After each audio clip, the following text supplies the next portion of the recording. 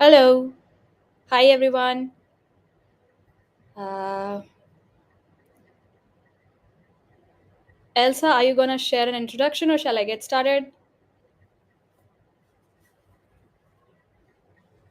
Okay, great. Wonderful. So, in that case, I'm going to share my screen pretty quickly and then we can start talking right away. Okay, so good morning, good evening, good night. I don't know. There are many people joining from many different parts of the world. So, thank you for joining me today in this talk called Democratization of UX Research, a constantly swinging pendulum problem. So, first of all, who am I? I am Shrut Kirti. I'm a senior experienced researcher at Adobe. I was a cognitive scientist. I was in academia and then I transitioned myself into UX research. And the reason why I am here today is I love empowering product and marketing teams through the research insights that I generate and helping them understand and make informed decisions as my bling. So, moving on to first, why this topic? I would like to briefly understand how many of you have heard about this term democratization of UX research. So I'm going to share a short poll here, and I would like to understand like what do you feel about this term? Have you heard about it? Have you not heard about it? So that I can pace my talk accordingly. So I'm going to share this with you quickly. Sorry. Uh-huh. Yes, this is the one. Yeah. Let me know if you can see the poll. Yes, thank you. I see responses flowing in. Wonderful. You can give it a couple more minutes and then we shall get started. Yep, cool. I guess that's that. Okay, so I'm going to close the poll.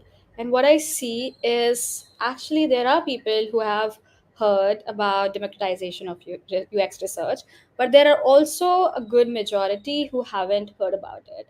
So today in this talk, my attempt is to actually bring forward like what does this term democratization of UX research mean in your job context, in your organizational context, what is the debate in the industry that's falling around democratization of UX research, and how can you yourself practice democratization if you would like, right? So let's just get started. The way I would like to carry forward this talk is first I would like to talk about my own perspective. I call this my first person perspective, and I would like to talk about how I started off my journey and where did I come at crossroads with democratization, with research evangelization, and what do I feel about it over the course of 6 years and more. So a brief timeline about my career. So I transitioned myself as a UX researcher in 2017, and at that point in time I joined as an experienced researcher with Lollipop Design Studio, where I was the first researcher in the agency. And I'll talk about what I did, but the major part of my work involved research evangelization and team building. By that I mean that I had to make people understand like what is the value of UX research, what do we do, what is my process, how can I add value to the designs that designers are building, they are presenting in front of clients, and how should they go about seeing research, how can they actually anticipate research in their design process and make time for it. Um, but in 2020 I sort of decided to make a switch, and I joined Adobe. In here I have been working right now, it's been almost 2.5 years for me, and the role that I have been playing is somewhat different because on top of doing my day-to-day research activities, I do a lot of research democratization and socialization. Now I might tell you that research evangelization is very different from research democratization. By research evangelization, it means that I'm trying to seek buy-in for the work that I am doing, the research that I'm putting in front of the clients, in front of my stakeholders who are working with me, so that they get excited about the things that I do, they find value in my work, they see the impact of the work that and the insights, learnings that research is bringing to them. And that's where I when this was happening, I started to build a team around it.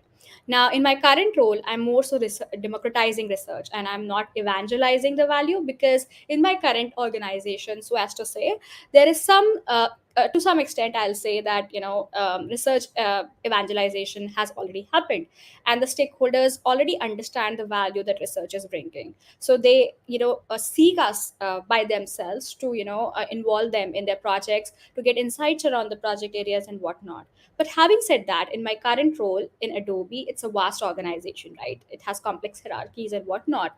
So the need is more around democratization, and that's the topic that we are going to talk about, and how I did it in my current role and previously. So, starting from 2017 and 18, where I did research evangelization, I was the first researcher in the agency. Right? At that point in time in 2017, India was like just opening up to the field of UX research. There are very few UX researchers you would actually find over LinkedIn, and even lesser to actually hire and recruit and get them started on a project. And I came from academia. I am a cognitive scientist. I have my master's and bachelor's in cognitive and neuroscience. So for me, I had to literally get into the field and understand the basics, and the learnings behind design, but also at the same time employ my skills of research, methodical research, of experimentation and whatnot, when I was doing these things. But the major gap that I found when I was actually practicing my skills and working on projects is, whenever I used to go to the clients, or even the designers in my team, or let's say the folks who were selling research, the salespeople, the business managers and whatnot, they were actually not understanding like what is the value that research brings to their entire process. Like, how can research be of any importance to this organization? And that's where I had to make them understand, like, this is my process, this is how I go about collecting data from many different users, this is why I choose select screen users particularly, and this is how I generate insights. And the same went for clients also. And in that process, I had to help them understand, like, though it takes time, a little bit of time, but in the end, when you see the results, when you see the insights and learnings that I have got from users, and we actually implement them in designs, the product was beautiful. So that's what I was doing. I was more into research evangelization. In 2018 and 20, the need for researchers and in general research shot up.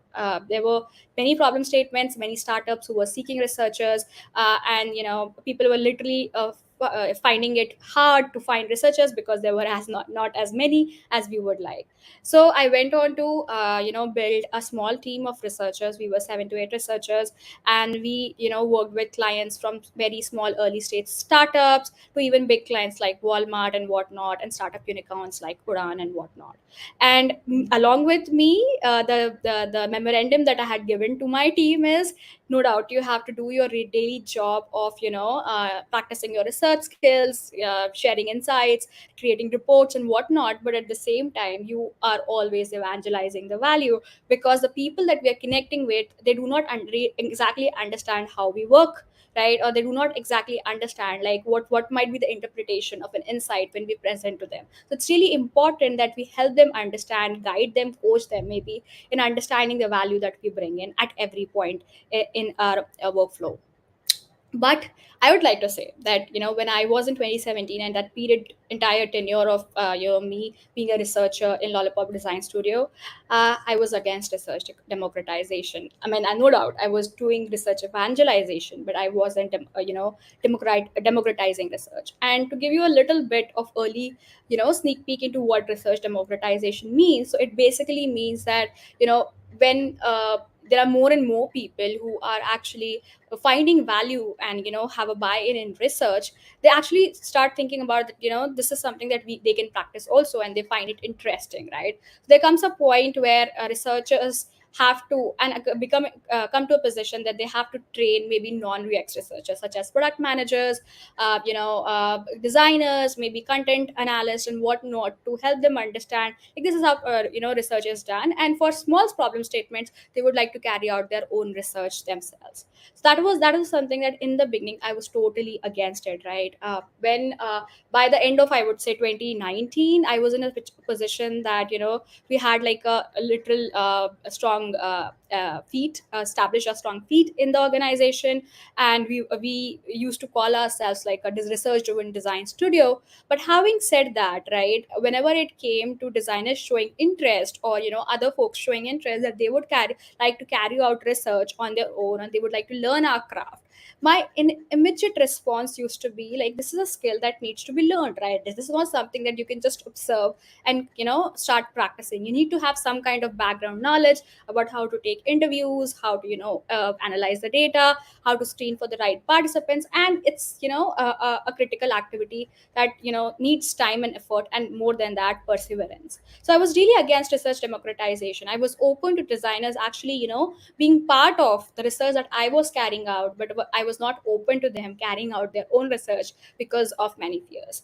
and which I'll talk about, like why I was so I feared that training designers and developers will dilute value of UX researchers. I literally felt that already there are so few researchers out there in the market, and if this practice has to be democratized, and the designers and developers and all the other folks in the company have to be trained, like, and they can become UX researchers, then what's the value are we providing? How do we differentiate our craft from the work that others are doing, right?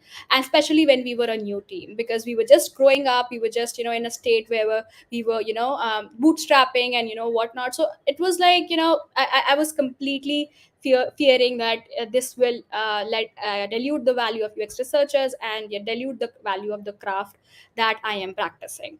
The second was, and as a researcher, I think most of you will come across this fear, is whenever somebody whom you do not trust carries out research, you fear the quality of insights might get affected. And this happens even when we are onboarding a vendor who is a UX research company, or they have some kind of services that provide insights and learnings, and we are always we have these apprehensions around the quality of insights. We double check, triple check that they are following the right methods, their practices are sound and sufficient, right? And that's where I used to feel that if too many people, if there are too many cooks in the kitchen, there would be multiple voices that will be informing the clients and the stakeholders, and it will cause confusion and issues around credibility, because then clients would be like, how do I believe that the research that was carried out by a designer would be as good as someone like a researcher? The third thing that I faced was, I wanted to involve designers and developers in the research process, right? But wanted their role to be limited to observation. So, like I said before, I was okay, totally fine, right? And actually wanted designers and other folks, like for that matter, client observers also, to observe the research that I was carrying out. And this was because I wanted them to empathize with the user, with the kind of work that I and my team was doing. But at the same time, I was not comfortable with them actually doing the research. And you might feel that this is like a little weird, but like, being a researcher and being like an expert in your craft, and when you are trying to reach out to other people, you want to make sure that you are a credible voice. And if there is any doubt, any issue in that there's a chance that this might not seem like to the client, then there are a lot of issues that you might want to solve around that, right? So that's where I wanted their role just to be limited to observation. The fourth was, I strongly believe that UX research is not everyone's cup of tea. So like I said, I felt that this craft needs learning. You literally have to take up courses. You have to practice the art of interviewing. You have to have best practices around how you are going to screen participants, how you are going to diary study versus maybe do a longitudinal study and whatnot, right? So I felt that, one, if they are willing to become an UX researcher, they need extensive training, and they have to practice a lot before diving deep into the projects. And lastly, so the thing was like, where am I going to find the time to train a non-UX researcher? So I was in an agency setup, right? It was a startup context, and we had projects coming in and out, like station trains moving in a station, like busy station. And it was very hard to actually keep track of the work that we were already doing, and we were trying to formulate frameworks that can help us manage different projects, maybe three projects at the same time, and also manage new researchers who are coming and train them. But at the same time, this was this need that we have to train a non-UX researcher who is not aware of UX research at all, maybe who is just vaguely interested, has heard about it, but you are being asked to train them, and it was a huge effort that we had to take on our part. right? So that's where I felt that we don't have that much time, and maybe that's the reason why I was against democratization. Now comes 2020 and 2022. So this is the time when I switched to Adobe, right? And instead of research evangelization and socialization, I went into democratization. Like I literally helped folks, PMs, product managers, content strategists, right, designers in the team to actually learn the skills of research and go about doing small scale studies. I was there to guide them, but what changed in this regard? This was a complex setup, right? Like I said, in this case also, I was the first researcher in the organization in India, and there were Adobe is a huge organization. It has complex hierarchies. There are teams within teams. There are pods within pods, right, who are working on different aspects of the product. And people also, like different stakeholders, had different understanding of UX research. For example, designers, because of the educational training, whatnot, they had understanding of UX research. But when it came to PMs, that might not be the case, right? They might not have heard about carrying out research, or even if they had, their ways of connecting with users might be informal. Plus, on top of that, the challenge I was facing in this regard was it was an international stakeholder audience that I was communicating and connecting with on a day-to-day basis. They were based out of 7+ time zones, and had to make sure that my times, sort of overlap with their time zones and whatnot, and we find time to actually not just exchange learnings, but also give time for them to train them, give time for them to practice what they have learned from me. So what changed? Like how did I become a supporter of democratization in Adobe? Like what exactly happened? What magic happened? So for me, I guess, in this case, like more than the agency setup, I had more problem statements to be answered in the researchers in the team.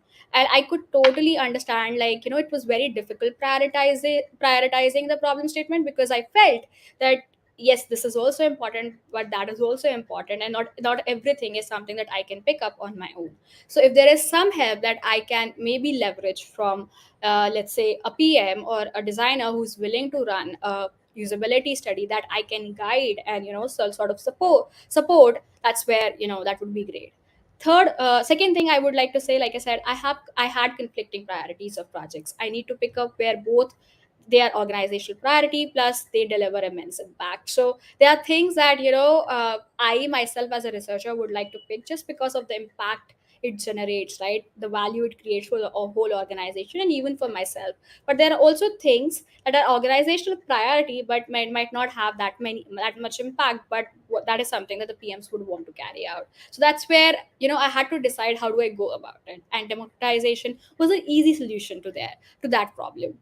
Third, stakeholders want to have a face to face with users, be user driven in their processes and decision making. So that's the thing that I observed when I came to Adobe, that the product managers, designers, and even for that matter, the executives wanted to have a face time with users, right? They want to understand firsthand from users their opinion, their preferences, and how they go about doing using their product, right? So that's where now was the time that I had to actually set up processes so that I can enable them to find right people to speak to. Because even if I allow them, like you just go and talk to random people, that won't help the cause, right? It's like informally speaking without any structured way of speaking to users, and the output would be very shaggy, and it would not have impact. So that's where I thought that if they go about doing this, it would be very sad. Let me just make sure that I have a setup, I have a framework where these they can find users, they can have like a FaceTime with them, and they can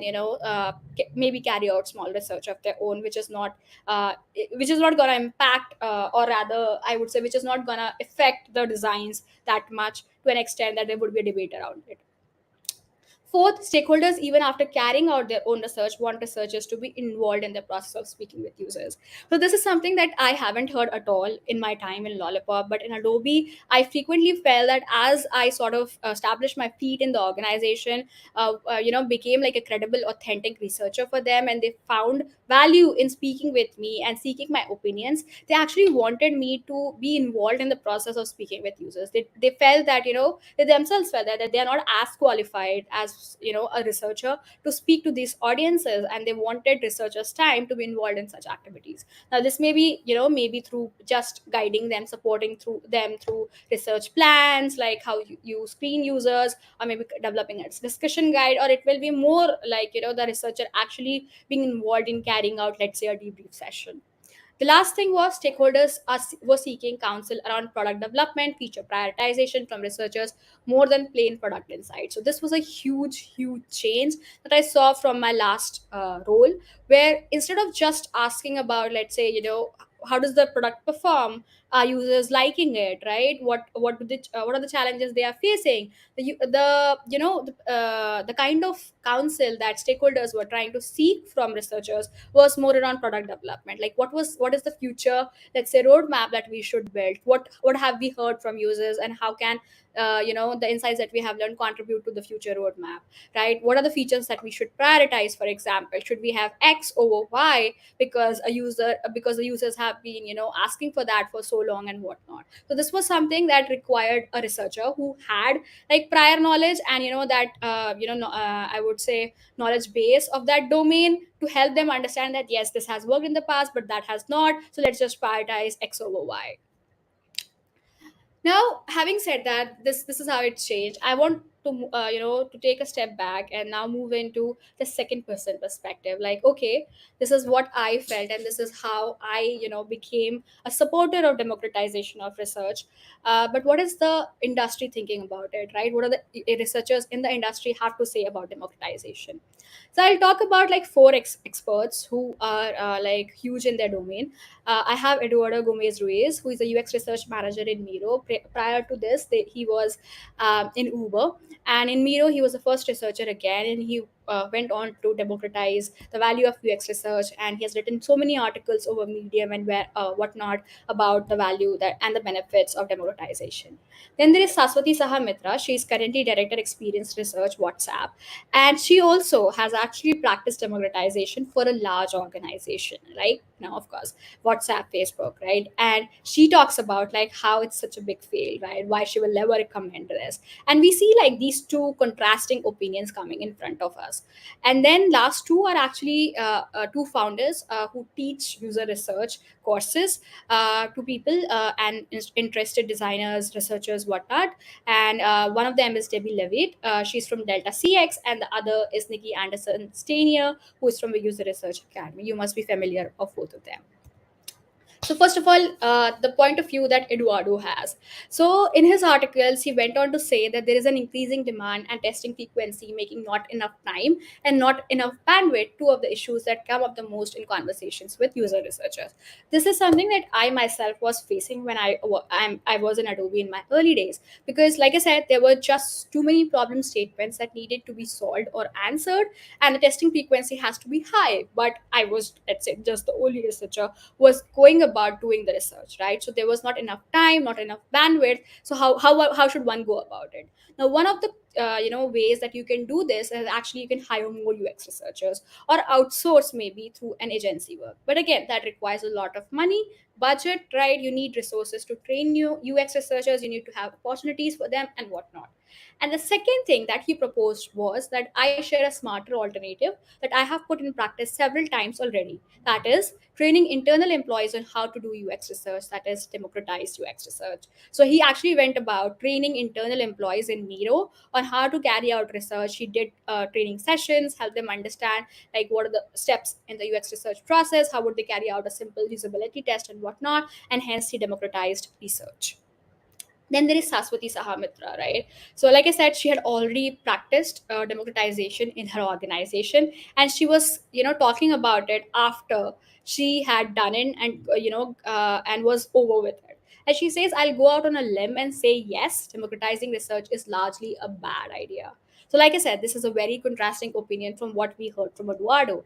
And she said that just as growth hacking is the death of true meaningful product thinking, trying to democratize research with non-researchers is the end of meaningful, high-quality, direction-changing understanding of user behavior. Exactly this is what I was fearing when I was a researcher in Lollipop, because I felt that as soon as I help non-researchers carry out research, that is basically meaning the end of high quality work. It will change the way the team looks at researchers, the value that we bring to the table, right? So the one should she goes on to say that it might be helpful for a tiny startup, but no sizable organization should overscale their research intent, right? And then we have Debbie Levitt. So she's from Delta CX, and she says again, if you are helping to teach companies they don't need to hire more qualified UX research professionals, you're working towards UX extinction. So that's like a big, huge statement that she put forward, that you are actually diluting the craft if you are teaching companies that they don't need to hire more qualified UX researchers, but rather you are helping them, learn the craft of UX research and carry out their own work, right? And then there is Nikki Anderson Stainer, who sort of has like a middle ground and says that democratizing user research can be a slippery slope. For instance, I would never ask an engineer to teach me how to code in a workshop and then try to execute some code on a project, right? So she basically goes on to say that, I mean, if I am somebody who's from a different domain and there is like an engineer, the engineer doesn't start helping me learn code until and unless I'm hugely invested in learning that, right? And then I do not start immediately executing the code. So how can you expect a researcher to actually start teaching another non-UX researcher the craft and ask them to immediately do like a usability test? How could you guarantee that it would be the best? How could you make sure that that is what something that he would be wanting in the long term? So she goes on to say that I would want to focus on generative research, but get a lot of simple usability testing requests that can be outsourced to stakeholders. So she wants, she takes like a balance, right? A balanced ground, and she says that maybe for generative research, it's something that researchers should do on their own, but when it comes to usability testing, that is something that you can outsource to stakeholders. So what we see is clearly there are two camps, right? One is saying that research is more than conversations, right? It's not just about two folks interviewing a user and saying that yes, this is what X Y Z that we have learned from interviewing from a user. And they also say that it's diluting the craft, because as non-UX researchers learn the craft, the value of UX research will become extinct. Then there is second camp which says that no more usability testing. Like, we are fed up of stakeholders coming to us just for usability testing. So we want to, step above. We want to, take up one notch, take the research one notch above and focus more on generative problem statements, where we are solving problem statements that have answers by exploratory research or by generative research, right? Where we have to do actually discovery research to find out what is the need of the users, how would they go about using XYZ product, and not just about whether a feature works or not works. And then there is, we need more research capability. So I mean, how do we solve this problem of there are more problem statements to be solved and then less researchers out there in the market? So at this point, I would like to actually publish a second poll, and I would like to ask all of you uh-huh, to poll if which camp do you belong to? Like, do you belong to the camp where one second, yeah, do you belong to a camp that you would like to train an army of non-UX researchers, or would you like to be a part of a camp where you feel that democratization dilutes the research craft and I wouldn't actually go about it? Or is it about making research insights accessible to all?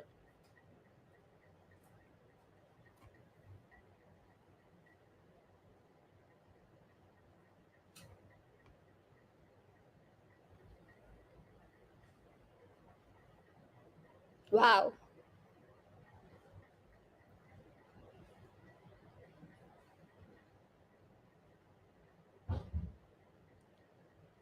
Wow. Okay. Okay, there's still votes coming in.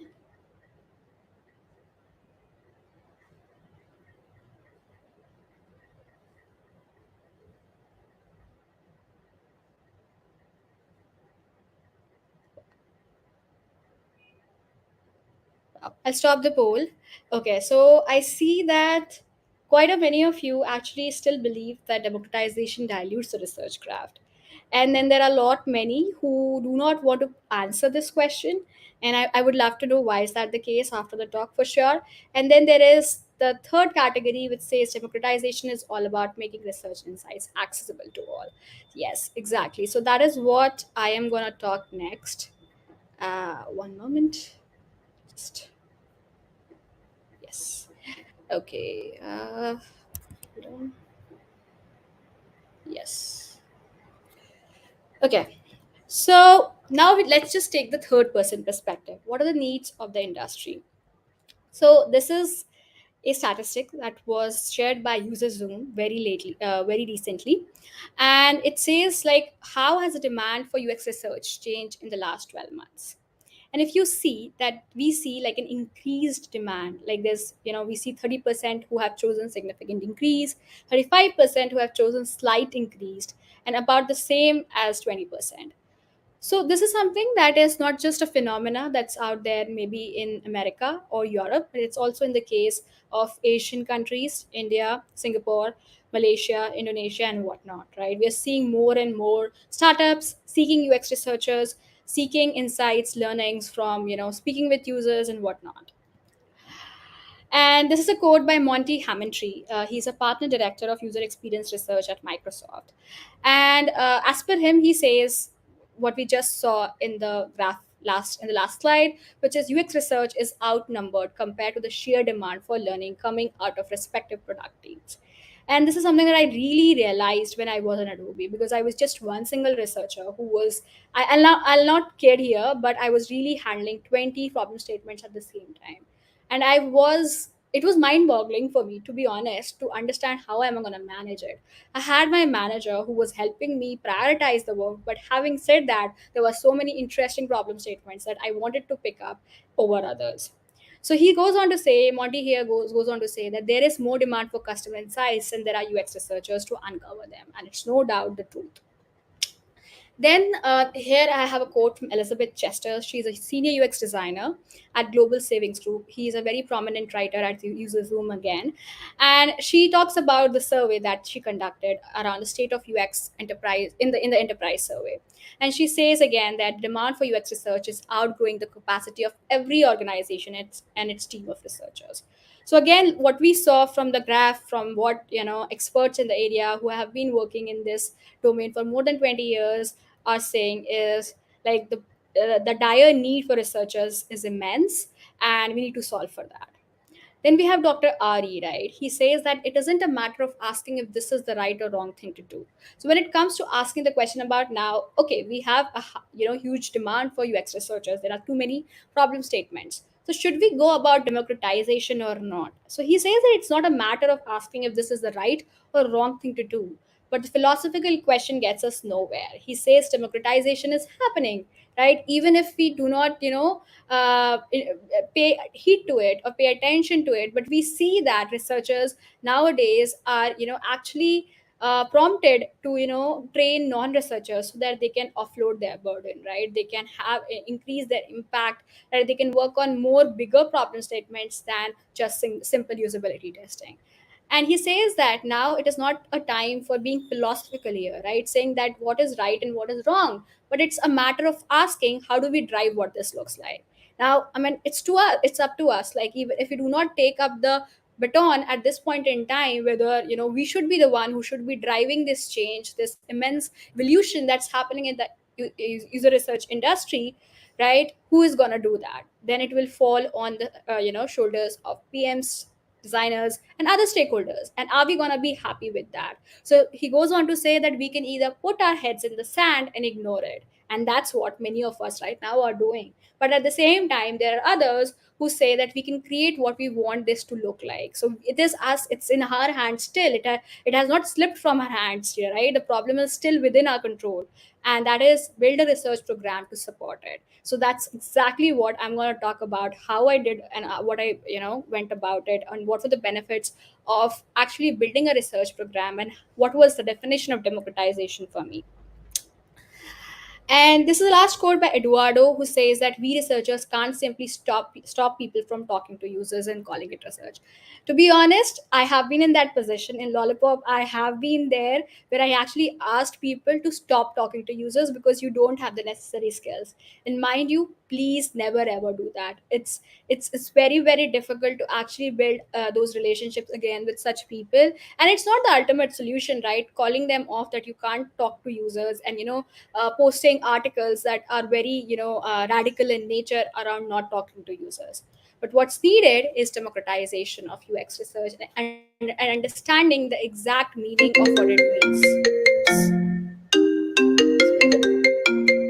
Sorry, so sorry, I don't know, my phone was on silent, but I don't know how it. Yeah.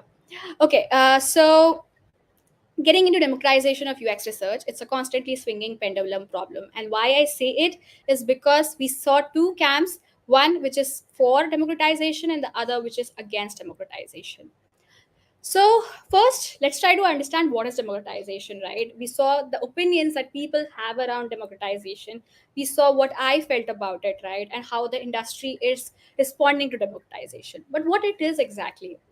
So, as per dictionary definition, it means just a democratic system or democratic principles. It means the action of making something accessible to everyone, right? So, that's what we should be doing, right? It's not about actually being fair about that we should train an army of non researchers, right? Gerard Spool here clearly called out in his recent article with Dovetail. He says that to be fair to the democratization concept, it's often discussed as much more than simply training an army of non researchers. So it's not about giving them training sessions. It's not about having them learn the skills and having them observe the sessions along with us. But the goal isn't to transform stakeholders into apprentice researchers. Like I said, we don't want them to be our junior researchers. We don't want them somebody who's practicing research, but to guide the entire organization to better customer understanding. And that's what democratization means. We need to come up with a system and principles that would enable the entire organization to become better people who understand customers, their users, and whatnot. The real challenge that democratization seeks to tackle is how you engage non researchers. And that's what exactly I was also trying to figure out in my work at Adobe. Initially, I thought that maybe I'm gonna, pick up three more projects and that would help solve the problem. But it wasn't, actually helping me anywhere.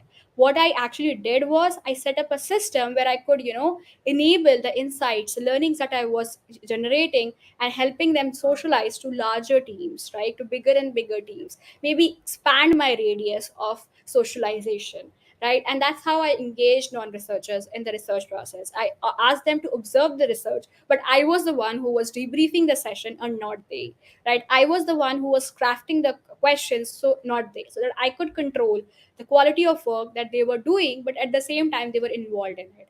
And ultimately that leads to facilitating deeper customer understanding across an organization.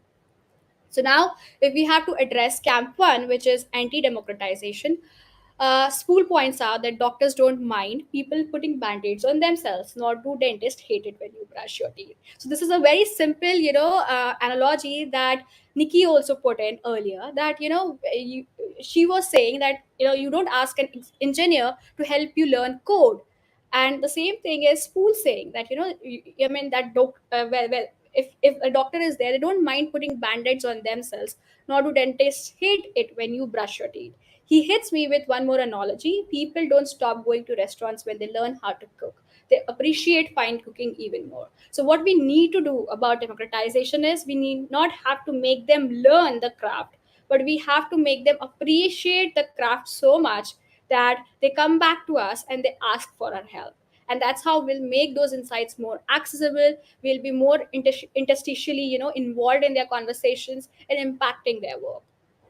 And for people who are pro democratization, Saswati says that the democratization movement advocates for the right things. It puts the research cart before the insights horse. The effort and resources expended on democratization don't yield real insight into customer problems. By focusing on the training, frameworks, methodologies, and research output, something bigger is missed in the process. So we need not have to put all our horses, all our resources, all our efforts into training people, because it's a huge stake that you're taking for your own organization and you're putting a burden on researchers on top of their day-to-day jobs, right? But we need to come up with frameworks that enable people to access the work that we are doing, because we are doing a lot already. It's just that it's not visible, it's not documented, and it's not accessible to people. Now, after all of this, I would like to put forward some benefits that when I did democratization, and I'm still doing for that matter in Adobe, I came across as the benefits and advantage of the process, plus what I've heard from experts in the industry. So, the benefits, of course, are that research team can focus on strategic research over tactical studies. Yes, I was able to, work on exploratory projects more, create my impact more, serve the questions around organizational priority, right, and get answers to it. Second, increased empathy with users, thus better assimilation of research insights by stakeholders. Of course, if you are involving stakeholders in your process, they would, like I said, empathize more with the users. They would be able to understand the process that you go through when you produce insights, right, and understand the work that you put in. Then prioritization of projects become easy for research teams, and if the small problem statements are actually handed off to stakeholders, then of course the prioritization will be easier, because you'll have the bigger problem statements to chew on. The increased visibility of the research practice, because as more and more researchers get involved in this and they start putting efforts and their efforts on big meaty problems than small problems, their visibility increase in the organization, their impact increases, right? Then there's appreciation of the researcher's craft, because stakeholders are able to view what exactly is happening in the research process. They get to see it firsthand. The trust relationship built across functions and regions is great, right? Because we often find this difficult, especially when we are the first researcher, that how do we build that trust? How do we find a connection with them, that they find us credible and authentic? And this is one of the ways that democratization can help. But having said that, I have come across Hi, a lot of Shrut. pitfalls. Yes. Sorry to jump in. Our session is up, so we'll need to wrap up. Oh, If you want to just okay. make a Yeah, closing so statement. Yeah. sure. Absolutely. I'll do that. Yeah, so like I was saying, there are potential pitfalls also, like I have come across. It takes more time and effort to train. Planning and organization high quality insights again require much more than fast insight process. Can affect the ongoing research, because now priorities keep on shifting and you have to work with your stakeholders more often than ever, right? And there's just so many issues around just documenting this information, because there's oceans and oceans of data, and there is no in-depth analysis that is going into it. Stakeholders just go about collecting the data. They don't have the craft, or it takes time for them to actually learn the craft of analyzing and turning findings to insights. So I'll just like to close this by saying that it's a constantly swinging pendulum problem.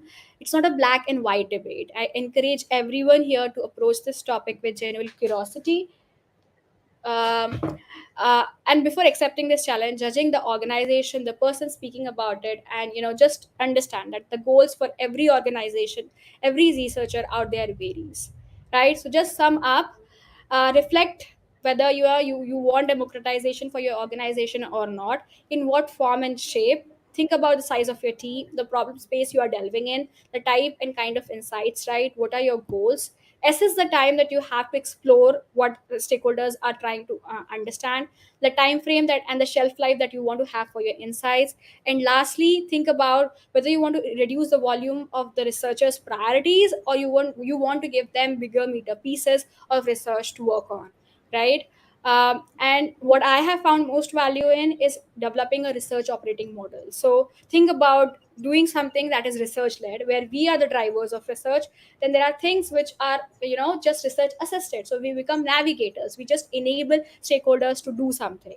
And then there are just passengers, which are projects which are researcher approved, and we just make sure that they're doing the things in the right way. And Yeah. like I said, remember, your opinions is yours to make. Always remember that there's no good and bad in that. And thank you. Thank you, everyone. See you in the next session.